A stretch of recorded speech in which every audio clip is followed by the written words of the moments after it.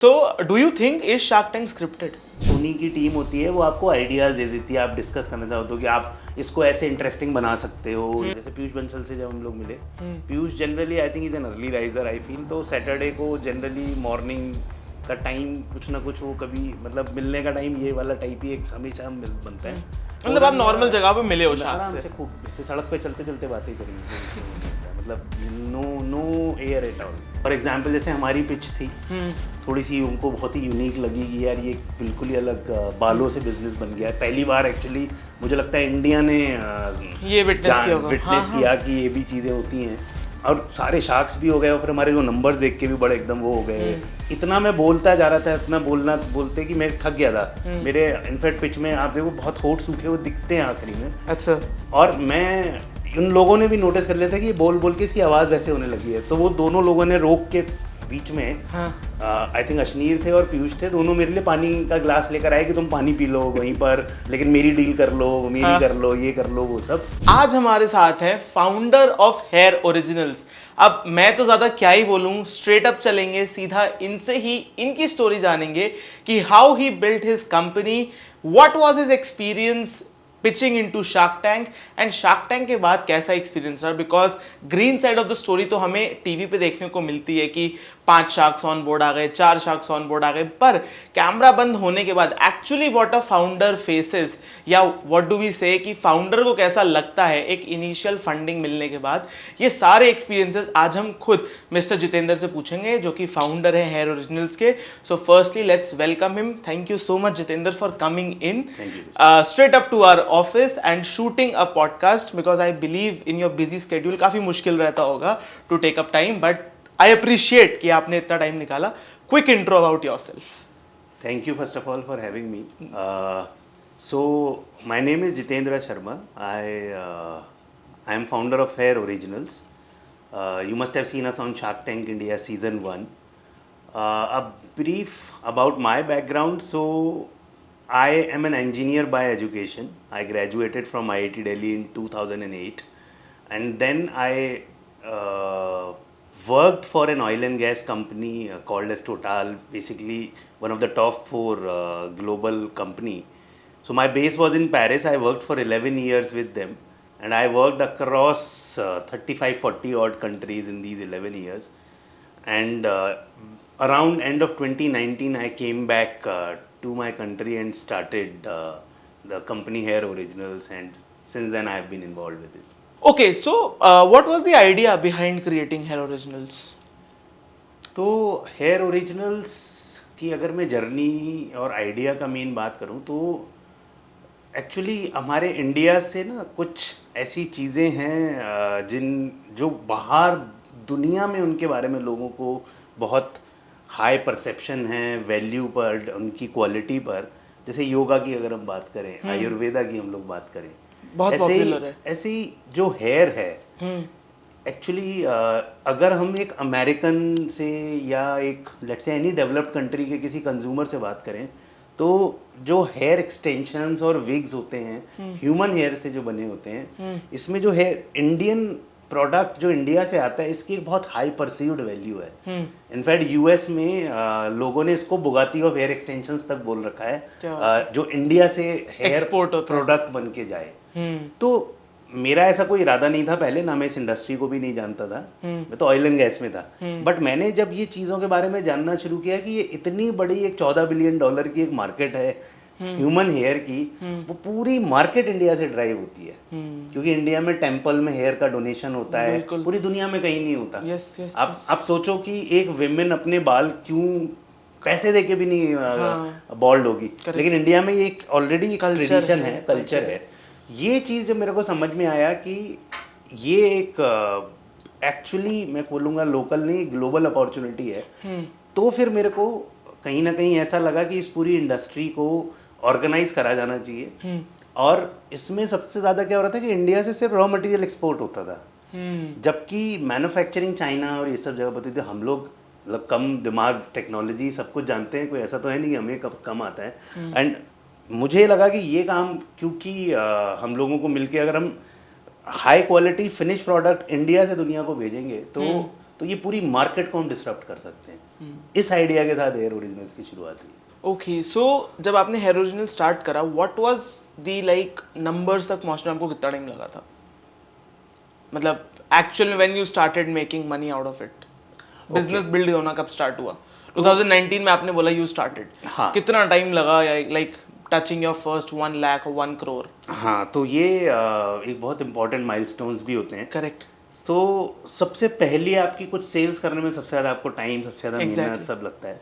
तो हमने जब शुरू करा तो ये था अराउंड 2019 के एंड में, कोविड से 2-3 महीना पहले ऐसे बोल देते हैं। ओके। तो एक्चुअली थोड़ा सा टाइमिंग उस समय ऐसा लगता था ख़राब हो गई, लेकिन एक्चुअली रियलाइज़ हुआ अच्छी थी, क्योंकि हमें पता चला कि इंडिया में इतना बड़ा मार्केट है। हमने शुरू किया जनवरी 2020 में, लेकिन बेसिकली जो थोड़ी बहुत सेल्स जनरेशन शुरू हुई है वो सेकेंड वेव ऑफ कोविड के बाद। तो आप ये मानिए 1.5 साल तो मतलब लिटरली सर्वाइवल मोड था। ओके। और उसके बाद अराउंड जुलाई या जून जुलाई 2021 में हमारी कुछ सेल्स और ये सब जनरेशन शुरू हुई। उसके बाद ऑब्वियसली फिर हमने पीछे मुड़ के नहीं देखा, फिर वहाँ से हमारी जर्नी काफ़ी तेज़ हुई। ओके, तो तब तक आप बूटस्ट्रैप थे? तब तक हम लोग बूटस्ट्रैप थे। मेरी सारी अपनी जो भी सेविंग्स थी, मैंने जो भी उधर सब सारा पैसा मैंने अपना खुद का ही इसमें। कितना पैसा लगाया था उस टाइम पे? मेरा टोटल शुरू में मैन्युफैक्चरिंग सेटअप सब कुछ वगैरह, मतलब जो भी छोटा था उस समय था, मेरा खुद का 50 से 60 लाख रुपए मैंने इसमें यूज़ किया। 50 से 60 लाख खुद की सेविंग्स का लगाया था आपने? सेविंग्स था मेरा इसमें। क्या बात है। और फिर शार्क टैंक में आप कब गए थे? शार्क टैंक में मतलब tell us the entire process, कब आपने फॉर्म भरा, फिर द एंटायर प्रोसेस? तो जब हमने कुछ सेल्स वगैरह हमारी होने लगी, कुछ कितनी sales सेटअप हो होने रही थी? लगी, जब हम धीरे धीरे करके कुछ आई थिंक 40 लाख महीने की सेल और इस सब पर आने लगे थे शुरुआत में। पहले हम प्राइमरीली सलॉन्स के वाया ज़्यादा सेल करते थे इन द बिगनिंग। तो लेट्स से B2B साइड से शुरू करके फिर D2C साइड में एंटर करा था। तो जब हम आई थिंक 30-40 लाख इस टाइप की महीने की सेल कर रहे थे, उस समय मेरे को कहीं से पता चला कि ये शार्क टैंक इंडिया करके भी कुछ आ रहा है और ये सब। अब तो एवरीबडी Mainstream नोज हो गया था अबाउट इट, आपको। लेकिन तब तो ये भी नहीं आइडिया था कि किस तरह हो रहा है, क्या होगा, कैसे होगा। बट किसी ने बोला एक फॉर्म या कुछ पहले था जिसको अप्लाई कर सकते हैं। तो मेरा हमेशा लाइफ में एक रूल रहा है कि अगर आपको कुछ भी अपॉर्चुनिटी कुछ लग रहा है तो आपको कहीं ना कहीं उसको ट्राई तो करना ट्राई करना चाहिए, शॉट देना चाहिए। हमेशा लाइफ में मैंने अपनी ज़िंदगी में रेलवेज के छोटे छोटे एग्जामों से लेके IIT तक के सारे एग्जाम दिए। अभी IIT की स्टोरी में बाद में आएंगे। तो बेसिकली शार्क टैंक का फॉर्म मुझे ऐसा लगता है, मतलब एग्जैक्ट तो नहीं याद, लेकिन कुछ यही जुलाई अगस्त इस सब के टाइम पर 2021 में भरा था। उसके बाद इसके फिर राउंड्स वगैरह होते हैं, ऑडिशंस राउंड होते हैं, उससे पहले स्क्रीनिंग्स होती हैं, आपका मॉडल, बिजनेस मॉडल, ये सब। तो आई थिंक 4-5 स्टेप टोटल रहते हैं। तो उसके बाद अराउंड दिसंबर में हम लोगों का फिर फाइनल वहाँ जो शॉट होता है, अगर आपका फाइनल भी आप सेलेक्ट हुए हो तो भी ज़रूरी नहीं है कि ऑन एयर आप आओगे। वो डिपेंड करता है कि आप पे शार्क्स ने इंटरेस्ट लिया नहीं लिया, क्या हुआ। तो इवन आखिरी तक मुझे भी नहीं पता था कि मेरा ऑन एयर आएगा कब आएगा, लेकिन क्योंकि हमारे केस में 5 शार्क्स लड़ गए थे इन्वेस्टमेंट के लिए, तो ये तो हमें वहीं पता चल गया था कि ये बहुत इंटरेस्टिंग है, तो ये तो आना ही आना है। ओके। सो लेकिन अदरवाइज ये गारंटीड नहीं है कि आप फाइनल भी गए तो भी उसमें आपको आप ऑन एयर आओगे कि नहीं। अच्छा, तो मतलब प्रोसेस क्वाइट सिंपल कि आपको जस्ट एक फॉर्म भरना है, आपका सिलेक्शन होगा तो आपकी स्क्रीनिंग्स एंड ऑडिशंस वगैरह होंगे and then you land up to. हाँ, तो पहला प्रोसेस अगर मैं और इसको एलैबोरेट हाँ बिल्कुल बिल्कुल भी elaborate। बेसिकली एक तो पहला जो होता है वो एक तरह का आपको अपने बिजनेस के बारे में इनिशियल डिटेल्स, क्या आप नंबर्स कर रहे हो, क्या आपका बिजनेस मॉडल है, क्या आपका डिफरेंशिएटर है, कैसे कैसे आपको लगता है कि ओवरऑल बिजनेस के बारे में आपको पिच डेक अपना ये सब वो मांगते हैं। फिर उन्हें अगर लगता है कि जो भी इंटरेस्टिंग उनके जो भी एस्पेक्ट्स या वो हैं, उसके बाद फिर अगला आता है डिटेल्ड बिजनेस प्लान, जिसमें वो आपके और नंबर्स में घुसेंगे और आपके detailed, basically it's like level 2। Then जब आपका लेवल 2 भी क्लियर हो जाता है, उसके बाद फिर ये लोग आपको अलग अलग 2-3 शहर, आई थिंक बैंगलोर, मुंबई, दिल्ली और 1-2 और, वहाँ पर आपका ऑडिशन स्टेज, एक ऑडिशन लेवल 1 टाइप आप उसको बोल सकते हो। फिर वहाँ आपको बुलाते हैं, वहाँ आप कैमरा के सामने वो आपका रिकॉर्ड करते हैं, उसको फिर वो लोग एनालाइज करते हैं कि शायद जो भी आपकी स्टोरी है कंपनी की एंड ऑल वो कैसी उनको लग रही है। फिर उसके बाद उनका फाइनल एक जिसको वो बोलते हैं स्टूडियो राउंड, उसके लिए फिर ये लोग आपको वहाँ बुलाते हैं। एंड ये सब में सिलेक्शंस आपका हो रहा होता है? ये सब में आपको ऑब्वियसली वो सिलेक्ट कर करके आपको भेजते हैं। क्यों, जैसे हमारे टाइम पर अगर मैं बात करूँ सीजन 1 में, तो टोटल आई थिंक 50,000 से ज़्यादा एप्लीकेशंस थी, जिसमें से टोटल जो फाइनल वहाँ तक पहुँचे थे वो 198 या 200 थे, जिनमें से इन्वेस्टमेंट्स जिन्होंने सिक्योर किए थे और ऑन एयर जो आए थे वो आई थिंक 67 या 70 थे।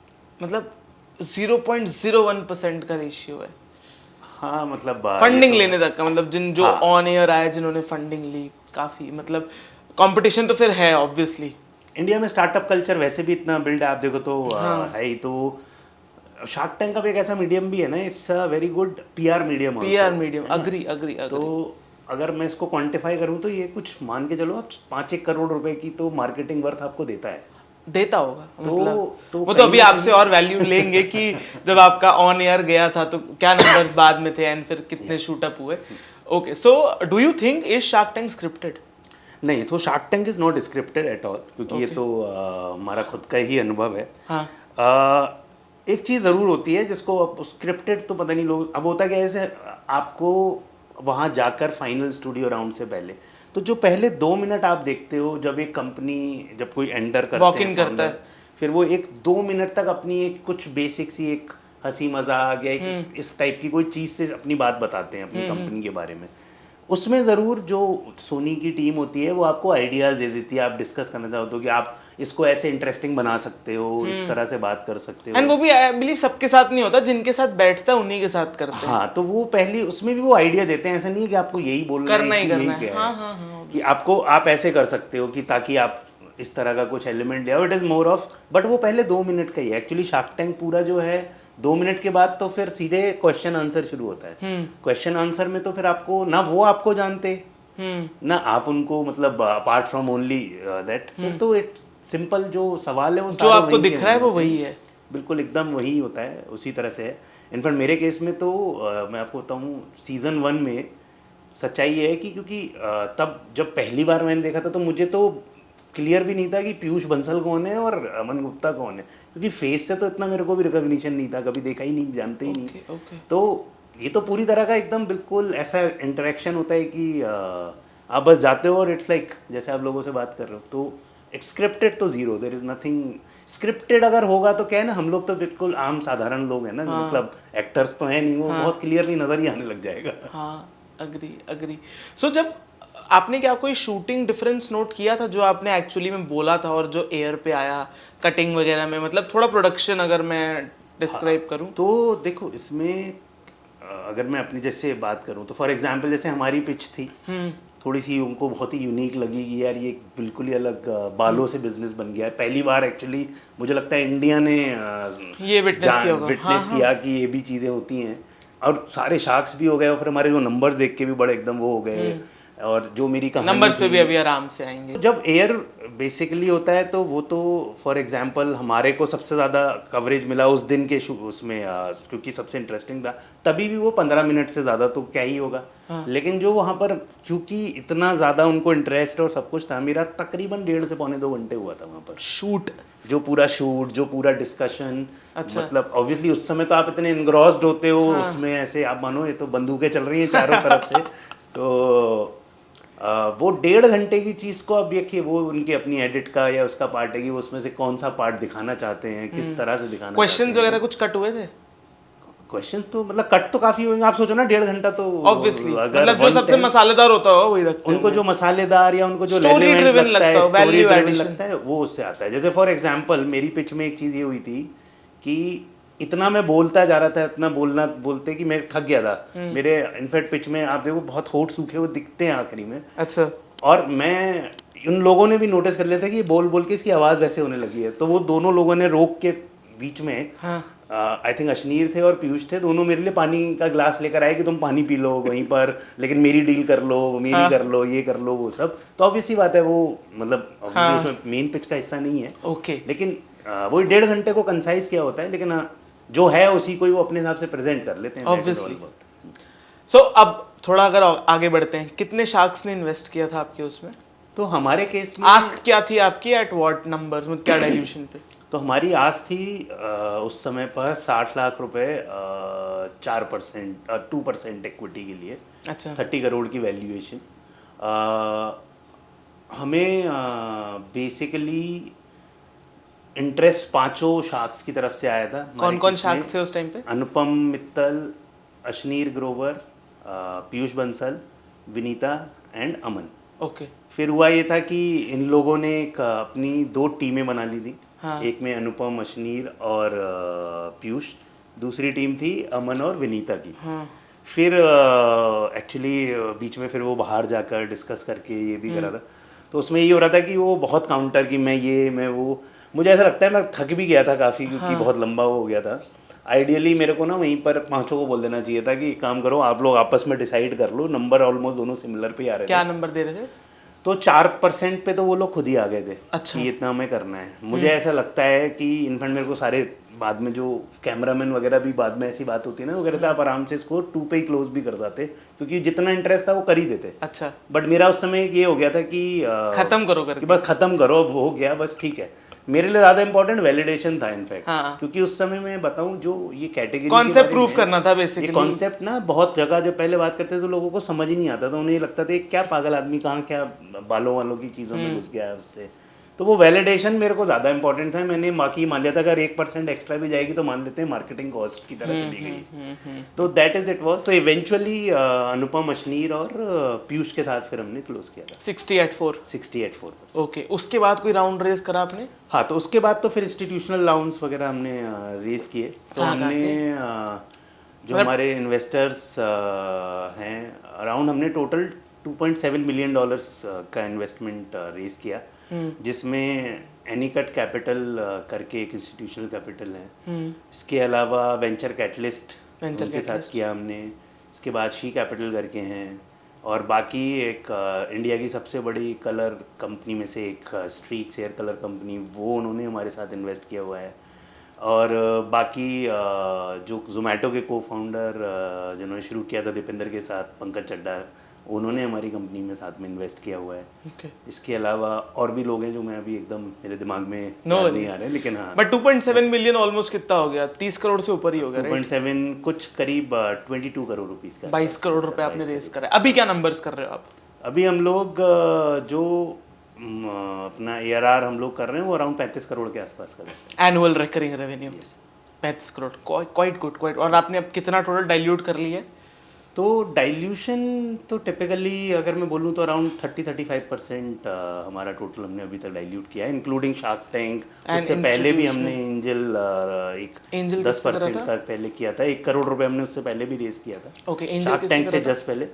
तो एंजल्स कुछ फाउंडर्स वगैरह ही थे, जैसे देहात एक यूनिकॉर्न है अब तो, खैर एग्रीटेक में इंडिया की सबसे बड़ी कंपनी, उसके फाउंडर शशांक और ऐसे ही और लोगों, हाँ, मतलब कपल ऑफ फाउंडर्स जो आप उसको friends and family sort of round कह सकते हो। Okay okay okay okay, perfect. So अब हम इतनी सारी बात कर रहे हैं शार्क टैंक के बारे में, अब आपने इन्वेस्टमेंट भी ले ली, शार्क टैंक खत्म हो गया।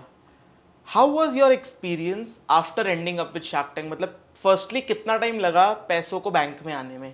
आई एम ऑब्वियसली श्योर कि काफ़ी ड्यू डिलिजेंस हुआ होगा, चेक्स होते हैं, सो कितना टाइम लगा पैसों को बैंक में लैंड करने में? और पैसे लैंड होने के बाद शार्क्स का एक्सपीरियंस आपके साथ, उनका आपके साथ, आपका उनके साथ कैसा रहा? तो to answer the first question, तो टाइम तो लगता है पैसा आने में। करीबन 8 महीना लगा था हमें। क्या बात? 7 से 8 महीना। इनफैक्ट तो नॉर्मल एक प्रोसेस, किसी भी इन्वेस्टमेंट में आप जाओगे तो ड्यू डिलिजेंस रहता ही है, और इसीलिए ड्यू डिलिजेंस ही फेल होते हैं। इसलिए जो बीच में हम न्यूज़ देखते हो कि बहुत कम पैसा नहीं मिला और ये हुआ। हाँ। तो इनफैक्ट अशनीर ग्रोवर ने तो अपने जो 11 इन्वेस्ट हुए थे वो पब्लिकली उस पर ट्विटर, उस पर लिंक्डइन पे डाल भी दिए थे। तो मेन रीज़न यही होता है कि ड्यू डिलिजेंस में वो भी श्योर करना चाहते हैं आपने जो बोला है वो सही है क्या, आपकी कंपनी एग्जिस्ट भी करती है कि नहीं, लीकेजेस तो नहीं है कंपनी में, जो भी है बहुत सारे रिलेटेड पार्टी ट्रांजैक्शंस होती और हैं, ये सब तो नहीं है। तो वो सारी चीज़ों का था। तो 8 महीना हमारे केस में इसमें लगा था। इनफैक्ट थोड़ा ज़्यादा ही लग जाता है। और मैंने एक चीज़ नोटिस की हमारे केस में, तो क्योंकि पहला सीज़न था, बहुत सारी चीज़ें एक्चुअली ना डिस्कवर हो रही थी। तो जब मल्टी शार्क डील हो रही है तो पहले तो यही फिगर आउट होना कि तीनों लोग, हमारे केस में से 3 थे, तो कौन लीड करेगा, कौन बेसिकली सब, और बाकी सारे लोग किसके साथ कैसे करें, वो एक अलग था कि एक डील हो गई जो सिंगल शार्क डील है, एक है कि 3 लोग गए, सिंगल में तो एक ही आदमी या उसकी टीम के साथ आपको इंटरेक्ट करना है, बाकी में 3 लोग वो आपस में कैसे कर रहे हैं, तो इस वजह से ये सब डिले और वो आता था। शार्क्स के साथ देखो एक्सपीरियंस की जहाँ तक बात है तो एक्सपीरियंस तो बहुत अच्छा ही रहा है। ओके। और मैं तो पर्सनली अश्नीर ग्रोवर को बहुत पसंद करता हूँ। ओके।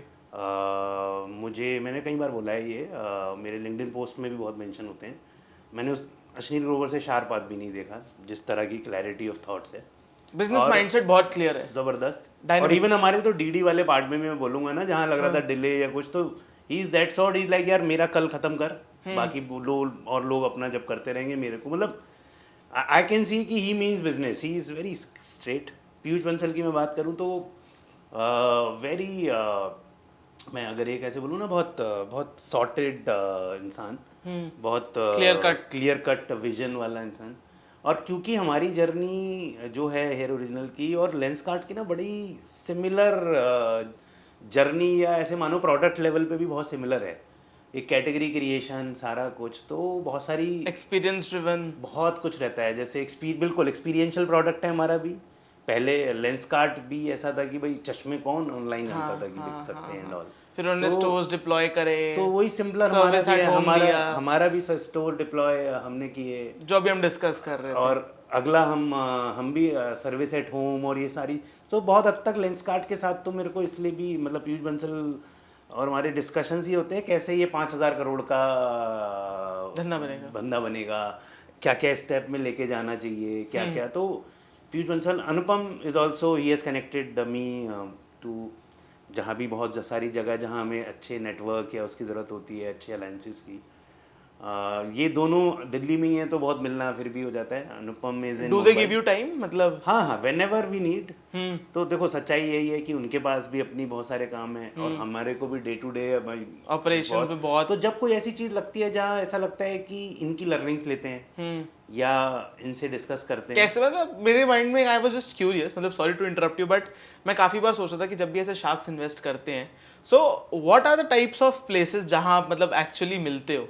मतलब मेरे लिए काफ़ी एक पर्सनल क्वेश्चन है। हाँ, मतलब लेट्स सपोज आप अश्नीर से मिल रहे हो, किस टाइप के कैफे में, किस टाइप के रेस्टोरेंट बार में, या कहाँ आप एग्जैक्टली मिलते हो? घर पे मिलते हो, बाहर तो डिपेंड करता है, घर पे भी मिलते हैं, अच्छा, कई बार ऑफिस में अपने कहीं। लेकिन जैसे मैं अभी एग्जांपल दूं तो लास्ट में जैसे पीयूष बंसल से जब हम लोग मिले, Piyush generally I think is an early riser I feel, तो सैटरडे को जनरली मॉर्निंग का टाइम कुछ ना कुछ वो कभी मतलब मिलने का टाइम ये वाला टाइप ही एक हमेशा बनता है। और वो जैसे I think he like third wave coffee, तो GK2 में थर्ड वेव कॉफ़ी है, उधर ही वहीं मिलते हैं हम लोग, वहीं बैठ के।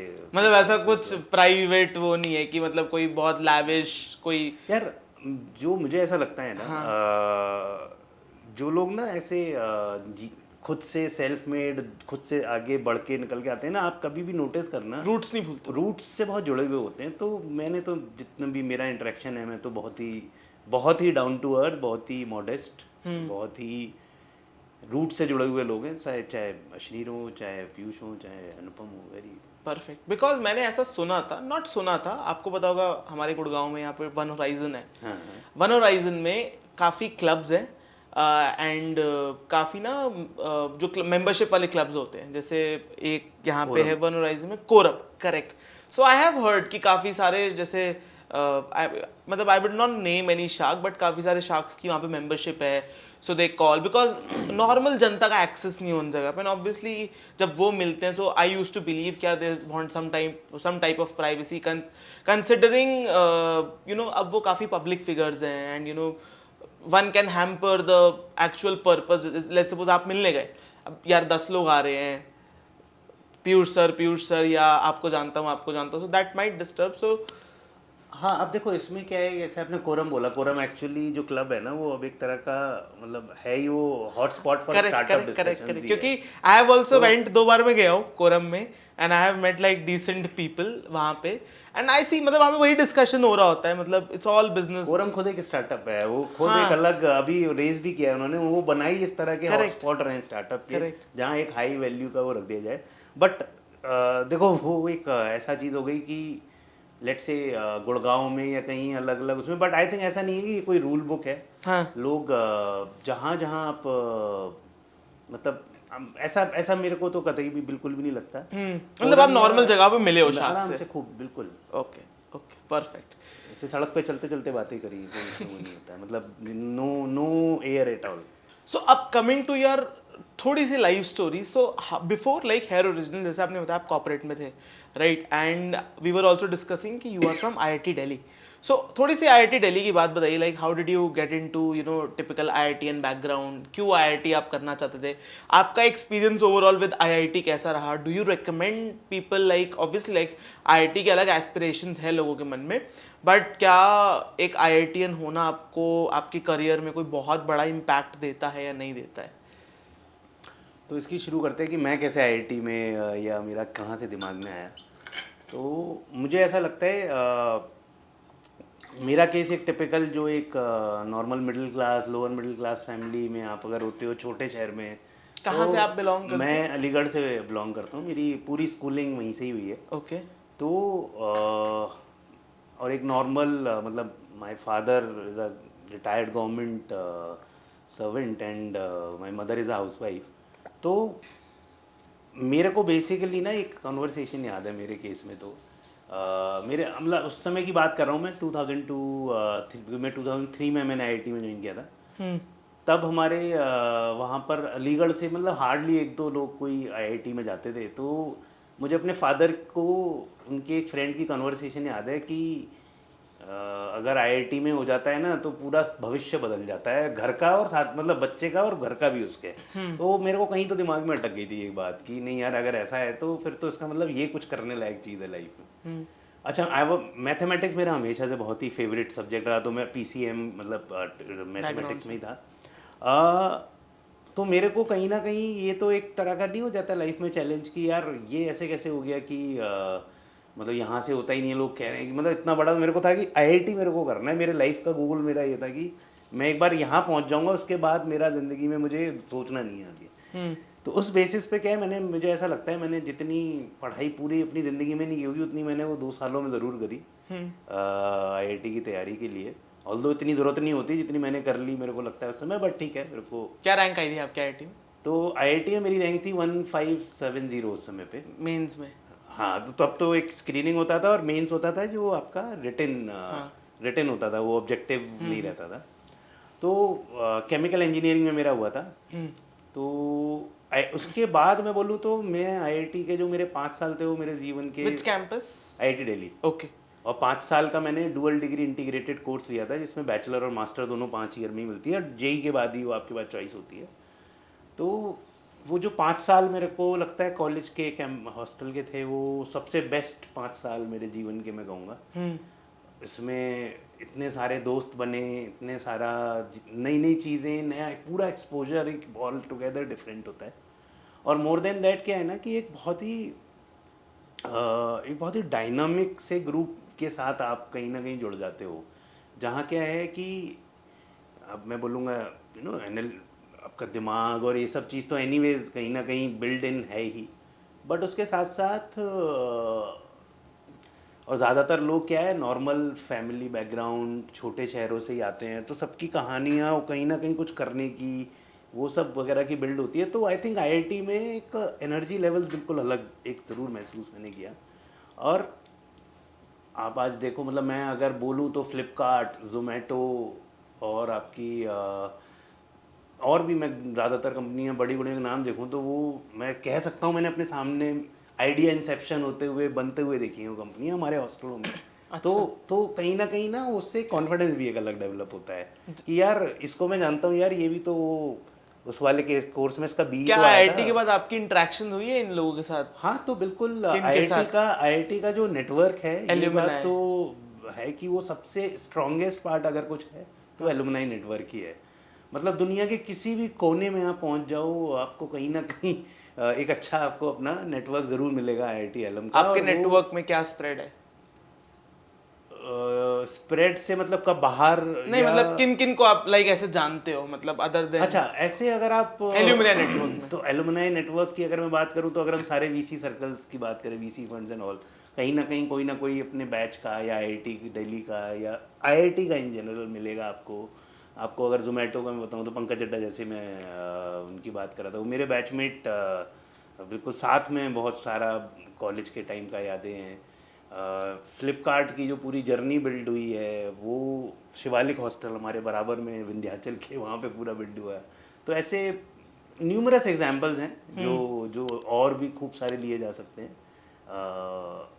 तो वो है। तो मैं, लेकिन एक चीज़ ये है कि आईआईटी, ऐसा हम बोलें कि सिर्फ आईआईटी करके कुछ होता है तो देखो वो नहीं होता। It's a good, I would say एक तरह का अच्छा एक वो है आपका किक स्टार्टर है।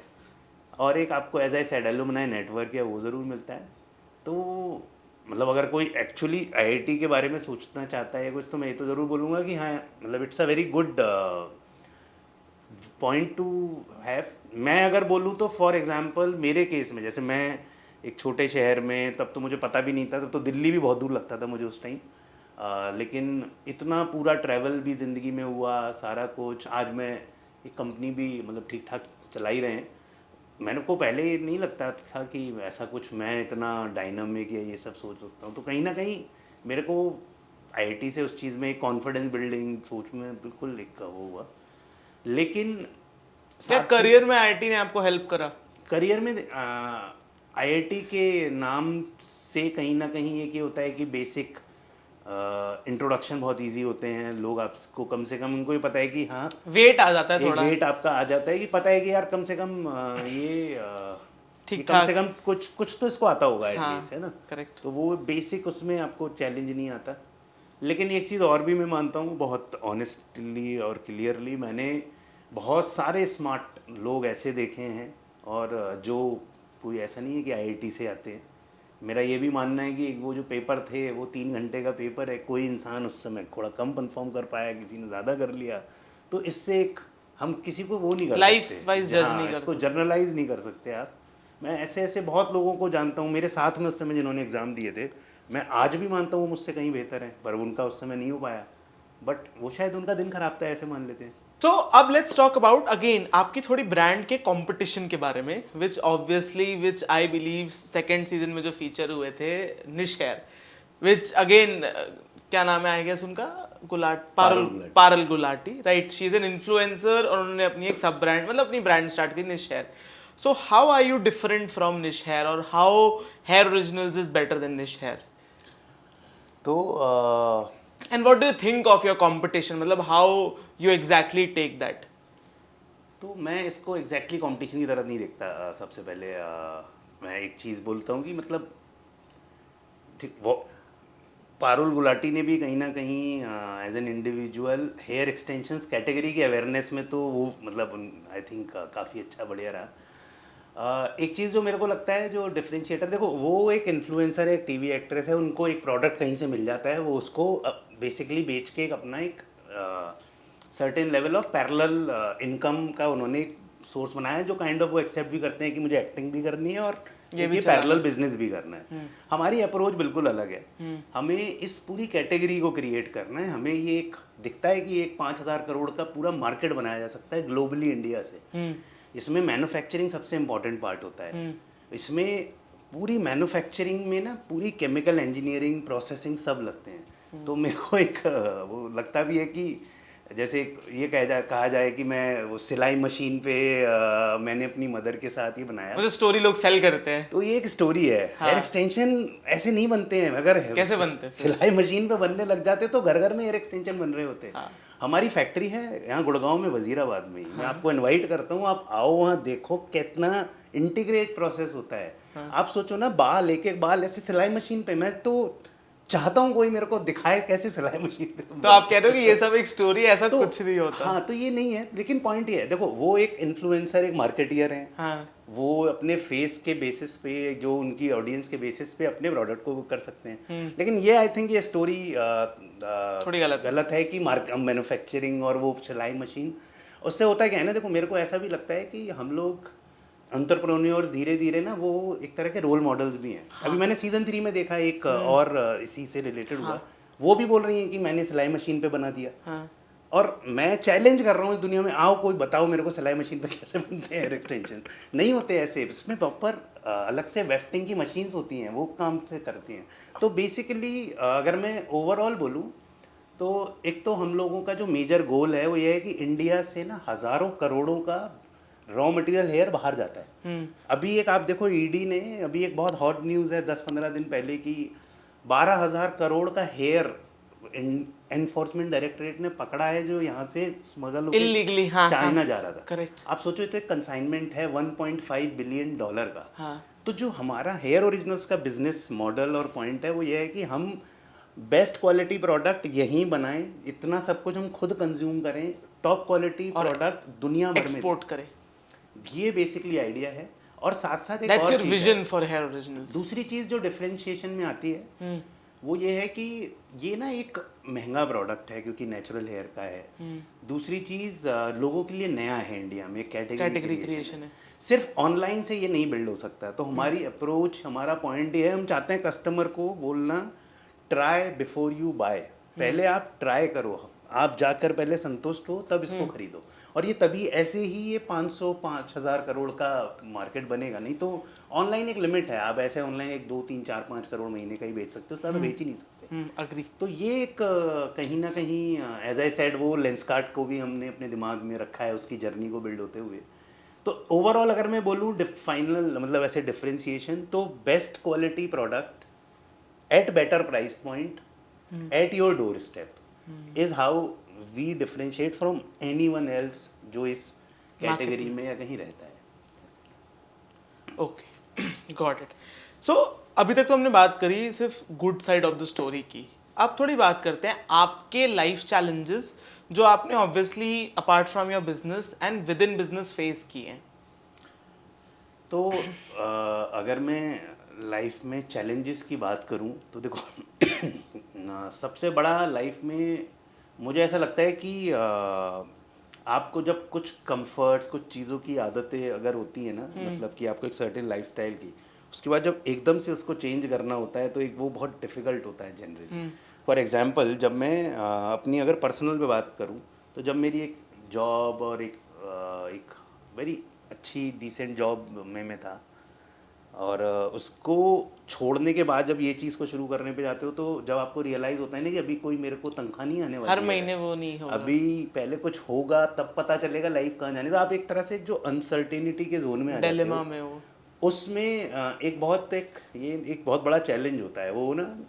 एक बहुत अच्छी बात है कि आपको अगर एंटरप्रेन्योरशिप या ये सब में दिमाग में अगर आ रहा है ना, तो अपने आप को टेस्ट कर लो ये सोच के कि भाई 12 महीने तो एटलीस्ट मेरे को कोई तनख्वाह, कोई सैलरी नहीं होगी, तब मैं सस्टेन कैसे करना चाहता हूँ। हाँ, बैकअप प्लान आपके पास होना चाहिए दिमाग में बिल्कुल क्लियर ये बैकअप प्लान भी, और साथ में ये भी हो कि पहले ये मान लो कि 12 महीना 24 महीना जो भी, कि ये तो मेरे को अब सैलरी नहीं आएगी, पहले मैं अपना ये देख लेता हूँ मैं कैसे लाइफ करूँगा, बनाऊँगा, बिना कमाई के मैं कैसे मैं सस्टेन करूँगा। अब चाहे वो तो मेरी सेविंग हो या मैं कहाँ, जो भी जिसका जैसे जैसे वो बनाए। मेरे केस में थोड़ा अलग है, मैं थोड़ा स्पिरिचुअली डिफरेंटली सोचता हूँ। मेरे को ऐसा लगता है कि डिज़ायर्स ही ज़्यादातर प्रॉब्लम्स को लेके आता है। तो मैं जनरली बहुत सिंपली लिविंग में बिलीव करता हूँ। तो मेरे को इसलिए कहीं ना कहीं मैं बहुत अपने खर्चों वर्चे मेरे कोई बहुत ज़्यादा मेरे तो जो चैलेंज रहे ना, बेसिकली जब मूव किया, एकदम से काम शुरू किया, एक बेसमेंट लिया, उसमें से कंपनी को शुरू करके वहीं एक छोटे से एरिया से बना के करके, वो इनिशियल लेवल जो चैलेंजेस जो लाइफ में वो होता है, जो अनसर्टेनिटीज रहती हैं, उसमें सोने पे सुहागा बोलूँ तो शुरू किया 2 महीने में कोविड ही हो गया। तो सोचा था कि पहले अमेरिका में वेबसाइट से बेचेंगे, लेकिन अब है ही नहीं, जहाँ तक अमेरिका तक सामान ही पहुँचा है, सब कुछ तो बंद हो गया। तो वो ठीक है। हालांकि ये भी एक फैक्ट है कि इतनी बड़ी मार्केट इंडिया में एग्जिस्ट करती है, ये पता नहीं चलता अगर कोविड नहीं होता। अगर कोविड नहीं हुआ होता तो हम आज भी अमेरिका में ही बेच रहे होते और शायद अब सोच रहे होते कि चलो इंडिया में शुरू करते हैं। तो ये एक है बिजनेस लेवल पे भी है। पर मेरी ना एक फैक्ट, एक फीलिंग रहे ज़रूर है लाइफ में ना, आपको जब भी कोई चैलेंज, कोई सिचुएशन ऐसा लगे कि ये अभी गलत लग रहा है या अभी मेरी दिक्कत हो रही है, वो स्टीव जॉब्स कहते हैं ना, वो कनेक्ट द डॉट बैकवर्ड्स। आप अब कभी भी देखना, आपको ना जब एक मोमेंट ऐसा लग रहा होगा कि यार अभी तो मेरे को परेशानी लग रही है, एक समय के बाद जब आप सोचोगे तो आपको हमेशा फील होगा कि बहुत सारी वो चीज़ें एक्चुअली आपके अच्छे के लिए ही हो रही थी, कहीं ना कहीं आपको लेके जा रही है। I fully agree. एक एग्जाम्पल होता है, हाँ, मैं ना जब आईआईटी की काउंसलिंग के लिए जा रहा था, तो मेरे को उस समय वो मैंने बुक पढ़ ली थी एपीजे अब्दुल कलाम की, मेरे लाइफ के आइडियल है। तो एरोस्पेस इंजीनियरिंग में जाना है, ये होना, मिल जाती मेरे को मेरी रैंक पे और सब। बट जहाँ पर मैं गया ना वो काउंसलिंग में, तो उन्होंने बेसिकली काइंड ऑफ कन्विंस कर लिया कि एक काम करो, आप chemical engineering low, wider scope, this that and all. और इवेंचुअली जो मेरी टोटाल में जब जॉब लगी थी ना, और उन्होंने बोला 5 ईयर का करो। जब मैं टोटाल में जो मेरी जॉब लगी, जो उस समय की मैं कहूँगा सबसे बेटर जॉब्स में थी, वो एक्चुअली जो उनकी कंडीशन थी कि केमिकल इंजीनियरिंग के लिए ही थी और 5 ईयर के उस पर्टिकुलर कोर्स के लिए ही थी। उस समय मुझे बड़ा ऐसा लग रहा था एरोस्पेस नहीं हुआ, ये नहीं हुआ, लेकिन एक्चुअली मुझे उस समय का सबसे बेटर वहाँ से मिला, जो मुझे 5 साल बाद रियलाइज़ होता है। तो वो डॉट जब मैं कनेक्ट करता हूँ ना पीछे, तो सब समझ में आता है। ये एक एग्जाम्पल है, ऐसी बहुत सारी चीज़ें आप निकालोगे तो मिलेगा। तो मेरे को लगता है डिसहार्टन नहीं होना चाहिए, देखना चाहिए आगे जाके ये मेरे को कहाँ हेल्प करने वाला है, वो आपको दिखेगा, क्लियरली दिखता है। परफेक्ट। तो wrapping up with our last question, 3 tips जो आप एक aspiring entrepreneur, aspiring brand owner को देना चाहोगे।